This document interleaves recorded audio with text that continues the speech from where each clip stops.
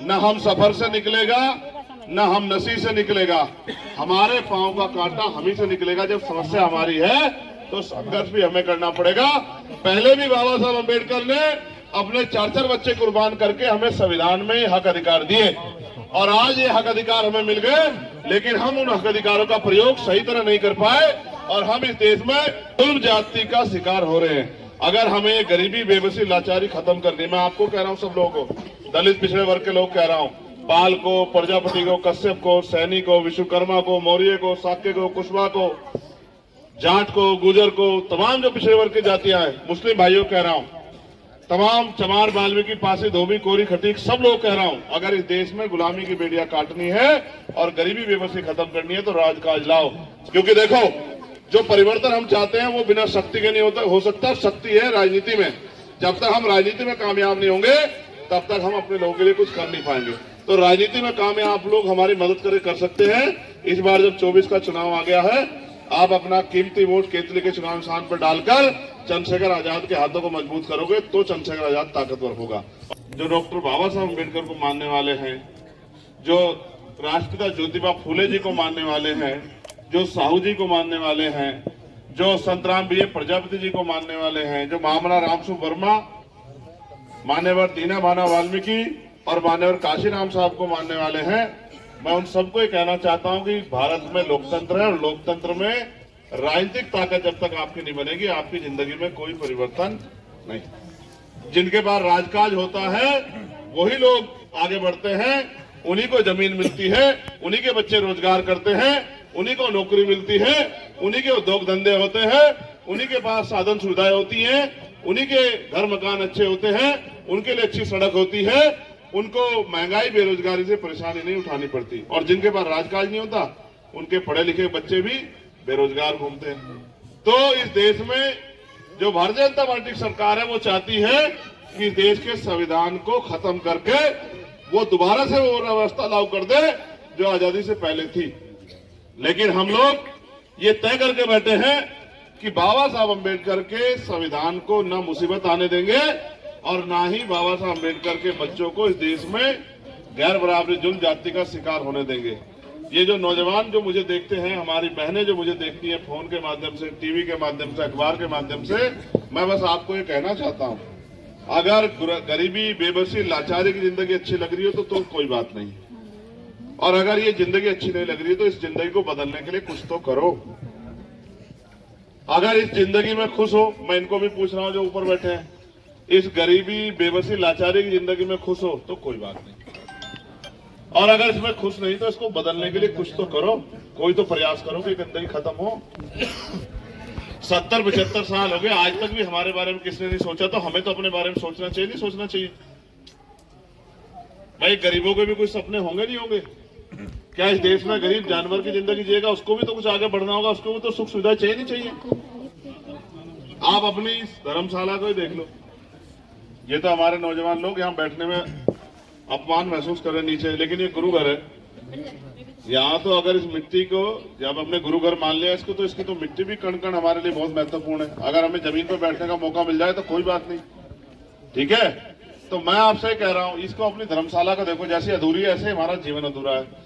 जब तक आप मन में नहीं ठानोगे कि भाई हमें इस धर्मशाला को पक्की करनी है और इसके लिए साधन संसाधन नहीं जुटाओगे, जिन जिन चीजों की जरूरत है उनको तैयार नहीं करोगे, उनको इकट्ठा नहीं करोगे, तो बताओ धर्मशाला कैसे बनेगी? बताओ, नहीं बनेगी ना।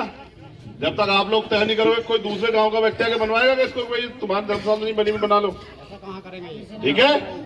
तो इसलिए जब तक आप अपनी लड़ाई को स्वयं नहीं लड़ोगे तब तक आपकी लड़ाई को कोई दूसरा, समस्या जिनकी है समाधान भी उनको ढूंढना पड़ेगा।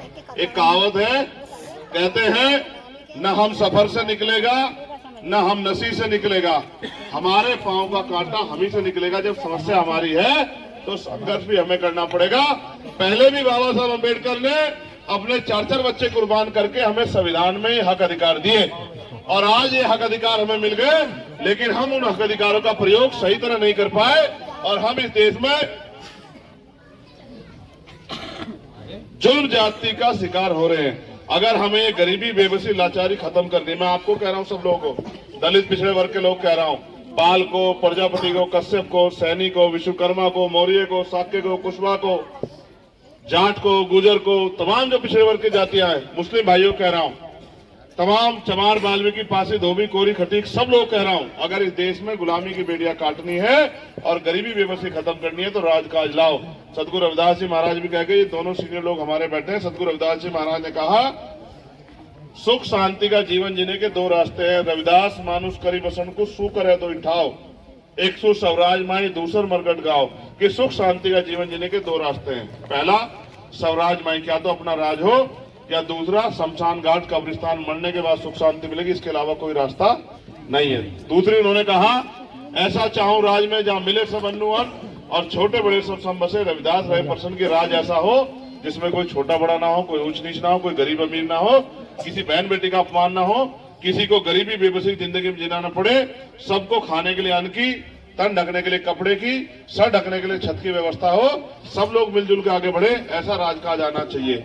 लेकिन ऐसा राजकाज मुझे बहुत कड़वे शब्दों में कहना पड़ेगा, सुबह उठ के 9-10 बजे दारू पीने से नहीं आएगा। हमारे लोगों को अपने अंदर झांक के देखना चाहिए। जो नौजवान हमारा तबका है, वो जो गुटखे तंबाकू खाने लगा, बीड़ी सिगरेट पीने लगा और सुबह उठ के बियर शराब पीने लगा और सड़कों पर डोलता फिर रहा, इससे राजकाज नहीं आता। उसका सामाजिक अपमान भी होता है और आर्थिक नुकसान भी होता है, और फिर वो कहीं किसी मुसीबत का सामना कर लेता है तो उनके परिवार को हानि भी होती है। आपको कोई समझाने वाला तो बचा नहीं। आप गलत रास्ते की तरफ को चल के सोच रहे हो जिंदगी बदल जाएगी। जब आप तमाम तरह का अपना नुकसान करोगे तो आपके घर में पैसा कहां से आ जाएगा? जब आपके बच्चे रोजगार नहीं करेंगे, पढ़े लिखे बच्चों को नौकरी नहीं मिलेगी तो आपके घर में पैसा कहां से आ जाएगा? जब आपके जेब में पैसा नहीं होगा तो सुख सुविधाएं कहां से आएंगी? जब सुख सुविधाएं नहीं होंगी तो भाई फिर आपके जीवन में शांति कहां से आएगी? मैं लिख के बता सकता हूं, मैं तो आंखें देख के बता देता हूं, नशा करने वाले कितने लोग हैं यहाँ।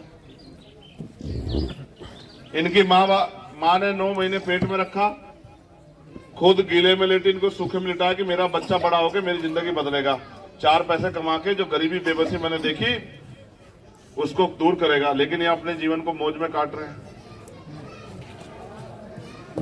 कुछ दिनों में ये बीमार हो जाएंगे तो जो पैसा या जमीन या थोड़ा पौधा कुछ मिला है उसको इनके इलाज के ऊपर लगा देंगे, फिर ये बचेंगे भी नहीं और वो पैसा भी चला जाएगा। फिर सारी जिंदगी हमारी माए बहनें कर्ज उतारती रहेंगी। शर्म करो। आप जिन संतों गुरुओं महापुरुषों को मानते हैं, उन्होंने कभी कहा आपसे कि ये काम करो? ये आपने इतनी बड़ी फोटो लगाई सदगुरु रविदास जी महाराज, कभी कहा इन्होंने, कहीं पढ़ा आपने कि उन्होंने कहा हो ये काम पे चलो? बाबा साहब अंबेडकर ने कभी कहा आपसे ये काम करो? तो आप किसको मानते हो? अपने बाप को तो बाप कहते नहीं, अपने महापुरुषों की तो बात तो मानते नहीं, फिर तुम्हारा भला कैसे हो जाएगा?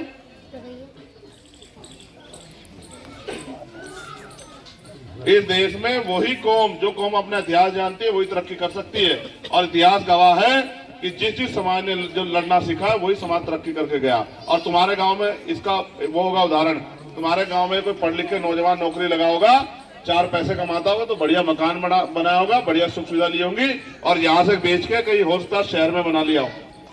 आपके गांव में 2-4 लोग होंगे, संविधान ने हर व्यक्ति को वो दिया था अवसर, ठीक है? तो इसलिए मैं आपसे अपील करूंगा, मैं तो एक लड़ाई जो इसलिए लड़ रहा हूं क्योंकि हमें भारतीय संविधान की रक्षा करनी है, अपनी माँ बहनों के घर जो समस्या है उनकी जिंदगी में उनको खत्म करना है, अपने भाइयों को रोजगार देना है, अपने बुजुर्गों के सम्मान, उनकी पगड़ी की रक्षा करनी है, और जो जुल्म जाति ये भाजपा की सरकार करे उसको खत्म करना है। मैं तो इसलिए लड़ रहा हूँ, लेकिन मैं आपको सिखा भी रहा हूँ कि आप इस तरह से आपकी जिंदगी में बदलाव नहीं होगा। अगर आप सोचें कि आप झंडा उठा के नारेबाजी करके बदलाव होगा, नहीं होगा। वोट देने से बदलाव होगा जब आप अपनी ताकत बनाओ।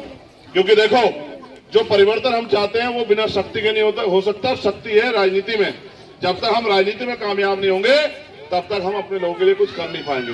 तो राजनीति में कामयाब आप लोग हमारी मदद कर सकते हैं। इस बार जब 24 का चुनाव आ गया है, आप अपना कीमती वोट केतली के चुनाव निशान पर डालकर चंद्रशेखर आजाद के हाथों को मजबूत करोगे तो चंद्रशेखर आजाद ताकतवर होगा, और चंद्रशेखर आजाद ताकतवर होगा तब आपकी जिंदगी से गरीबी बेबसी खत्म होगी, तब जाके आपके यहाँ जो जुल्म जाती हो रही है बंद होगी, तब आपके घरों में सुख सुविधाएं आएंगी। बताओ, मदद करोगे नहीं करोगे? तो हाथ उठा के बताओ।